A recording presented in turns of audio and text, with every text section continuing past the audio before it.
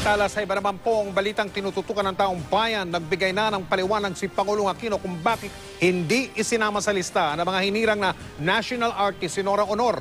Ayon kay Presidente, yung pagkakasakdal o convict noon ng superstar sa kasong droga ang dahilan.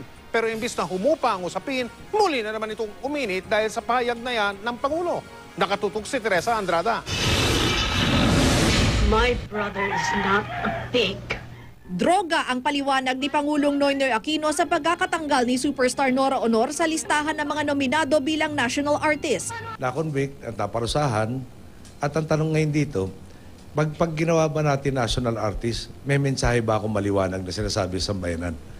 Pero wag daw ipagkamali, kinikilala raw ng Pangulo ang talento ni Honor bilang aktres. Katunayan, tagahanga raw ng superstar ang kanyang ama na si dating Senador Ninoy Aquino. Pero seryoso raw ang kampanya ng kanyang administrasyon laban sa illegal na droga. Ang problema ko, mukhang nas mataas yung prioridad na maliwanag na may mensahe, yung droga na zero tolerance tayo dito at mali all the time.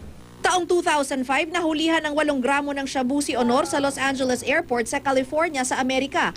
Nakuha sa kanyang bag ang droga, pati na ang isang glass pipe na nakabalot pa sa t-shirt. Inamin ni Honor na kanya ang illegal na droga at inaresto siya dahil dito. Pero makalipas ang 2 taon, ang kaso laban sa superstar ibinasura ng korte sa California matapos ang sumailalim sa rehabilitasyon. Wala pang bagong pahayag sa ngayon ng superstar sa mga sinabi ni Pangulong Aquino. Pero sa isang pahayag kahapon, inamin niyang nasaktan siya sa pagkakasama sa listahan. Dati nang iginigiit ng Malacanang na walang nilabag na batas sa hindi pagsali kay Nora sa listahan ng mga national artist. Dahil sa kontrobersya, naniniwala ang ilang eksperto na napapanahon ng baguhin ang ilang elemento ng selection process sa national artist.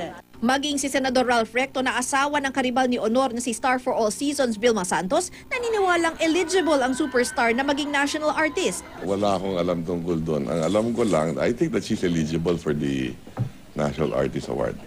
At pag nauna siya, di susunod na rin si V. Dismayado rin si dating First Lady at ngayon Ilocos Norte Representative Imelda Marcos.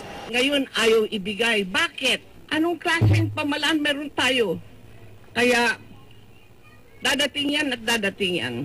Ang National Committee on Culture and the Arts, aminadong di perpekto ang selection process. Bago pa itong kontrobersya, ilang pagbabago na ang ginawa nila.